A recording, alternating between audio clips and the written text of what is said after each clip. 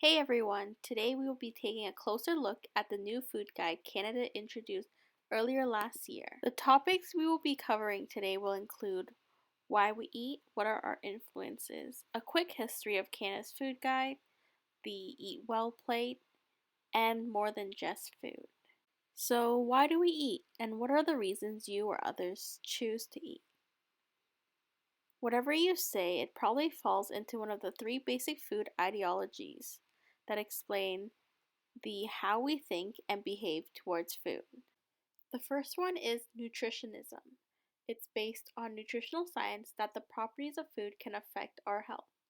So, this includes eating a balanced meal with fruits and vegetables to provide us with minerals and vitamins we need, or eating protein to help us build muscles in our bodies. Following a balanced diet allows you to achieve optimal health and prevents you from being susceptible to chronic diseases like heart disease and diabetes. Then there's spiritualism. This is based on religion and spiritual ideas. This ideology includes religious celebrations such as Mid-Autumn Festival or Christmas, or dietary restrictions based on religious beliefs that dictate what we eat. For example, it's a tradition to eat turkey during Thanksgiving.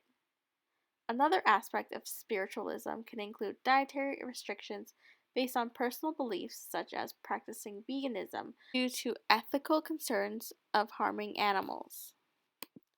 Lastly, there is hedonism, the idea to enjoy food. Like animals, we eat to survive, but many of us are privileged enough to have food so easily available to us that we also eat for enjoyment and sometimes even as a distraction. This is the idea to maximize pleasure and minimize pain. These ideologies are important factors that must be considered when creating our food guide to ensure the guide is practical for the general public. Now let's take a look at the history. Canada's food guide was introduced back in 1942 and has gone through many changes, such as the foods that were recommended and the format of the food guide. However, the main purpose of the food guide remains the same, and it is to guide Canadians in food selection and promote nutritional health. Since the food guide was created, we have seen the format of the four different categories, and this is milk and alternatives, meat and alternatives, vegetables and fruits, and grain products. However, the guide no longer groups foods that way. Instead, there are three main categories I will later discuss. Some reasons for the change include discovery in new research, changes in health and population served, and along with this new evidence-based research, another factor that created change in the food guide are those who were involved in creating the food guide. In the past, the food industry had a say in what was presented in the food guide that was not necessarily evidence-based. For example, one of the big things you may notice in the new guide is the lack of the milk and alternative food group. Rather, now, some products, such as yogurt, are considered sources of protein. In the new food guide, the food industry did not have influence, which ensured there is no bias in the food guide that may not have been evidence based. The food guide is no longer just a handout. It is also an interactive website filled with recipes, tips, and recommendations from food and nutrition experts that guide you into a healthy lifestyle. If you do receive a physical copy, this is called the Food Guide Snapshot, which is what I will be focusing on today. The front of the guide shows you the wellness plate, which I will further discuss, and with the addition of the back, not only does the guide focus on what you should eat, it also looks at how you should approach food with the more than just food portion. Now let's take a look at the plate.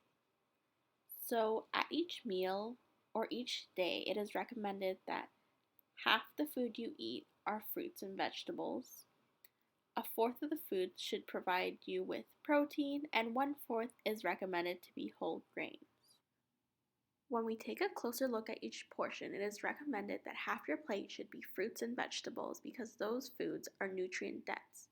This means they are packed with minerals, vitamins, and fiber your body uses to function. The plate shows you a large variety of foods that you can choose from, and of course, there's many more. And it doesn't necessarily have to be fresh foods. It can be frozen and canned, and those are great options as well. It is also important to eat a large variety of fruits and vegetables because they provide you with different nutrients.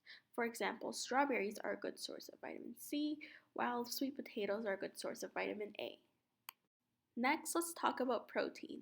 When many of us think protein, we might think meats such as chicken, pork, or salmon, which are all great sources of protein. However, the food guide is focused on introducing more plant based proteins such as chickpeas, lentils, and nuts. The push to consume more plant based proteins is due to affordability. It is much less expensive to buy canned or dried beans than a pack of chicken breasts. The shelf life is also longer, so there is potential for less food waste. Plant-based proteins also do not have the saturated fats and cholesterols that are found in animal products, which can contribute into developing chronic diseases. It is important to note that now dairy products such as yogurt are now grouped together with meat and alternative products because they both provide sources of protein. Lastly, we have grains. Specifically, the food guide is recommending whole grains. This means that grain kernels are intact and parts are not being stripped away through processing. Removing different parts of grain means we remove nutrients such as fiber as well.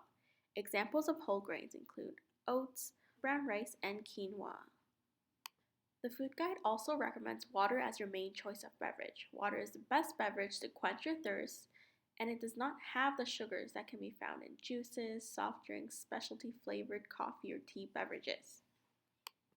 Now let's take a look at the more than food portion of the food guide. Be mindful of your eating habits. To be mindful of your eating means to be aware of why, what, when, where, and how much you eat. This can help you make healthier choices and change bad habits. For example, lately with working from home, I've been eating more, not because I was hungry, but because I was bored.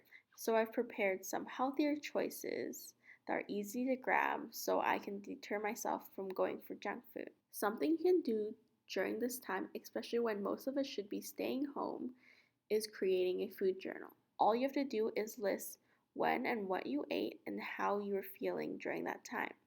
You can do this for about a week and see if there's any patterns you might notice that may have shocked you or any habits you might want to change. Being mindful of what you eat also means to take time to eat. By taking time, you can really enjoy the food and focus on it and make healthier choices and sometimes even prevent overeating. Another reason to eat more slowly is that you will feel fuller. As we take time to eat, we give time for our bodies to digest foods, and during this process, digestive hormones activate and tell your brain that you're getting full. Then we have cook more often. One of the best reasons I think you should cook more often at home is getting to know what goes into your food. There's been countless times where I've tried to recreate recipes for baked goods or dishes from restaurants to realize how much fat, sugar, and salt goes into recipes for it to taste so good. By cooking yourself, you can control what goes in and personalize recipes to your liking. Cooking is a very important life skill. This is especially true for everyone going away for university or college. You can get away in first year with a meal plan, but after that it's all up to you. Of course, prepared food is so easily accessible these days, but the prices can add up. From personal experience, a $28 meal dining out is the same cost for me to prepare nutritious meals for 3 to 4 days. Some tips for grocery shopping includes checking the flyers, looking for student specials, go with a plan or recipe so that when you're purchasing foods, you're not just buying a bunch of random ingredients and then not knowing what to do with them later.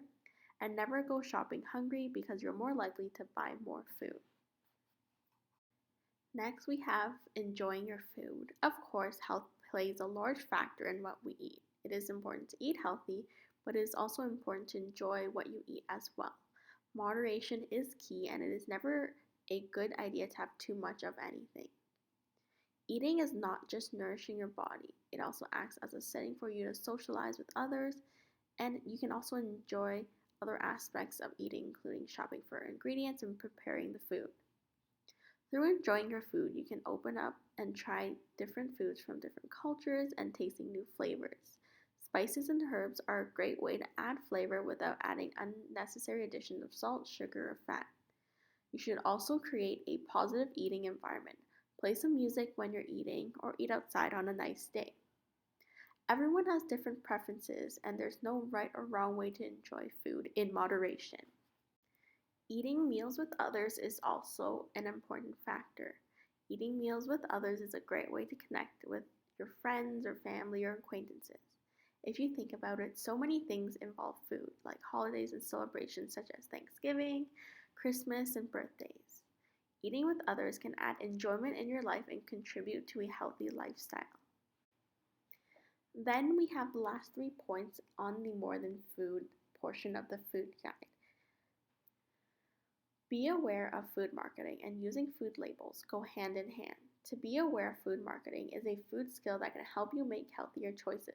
Many of the food marketing we see today, whether it's your favorite celebrity promoting a new energy drink or an ad about some health gummy that plays before a YouTube video, many of these are owned by large corporations such as Coca-Cola or Nestle, who puts a lot of money into marketing to make food look interesting, enticing, and sometimes healthier than what they really are. This can lead you into purchasing unhealthy foods or foods for the wrong reasons. The best way to see whether something is healthy or not is looking at the nutrition label on the back of food packaging. Many of the times, food packages on the front might entice you with something like reduced sugar or made with coconut oil. It sounds healthy, but to really understand the whole truth, you really have to look at the label. One of the more common things you might see is reduced fat. Now, fat adds a lot of flavor to food.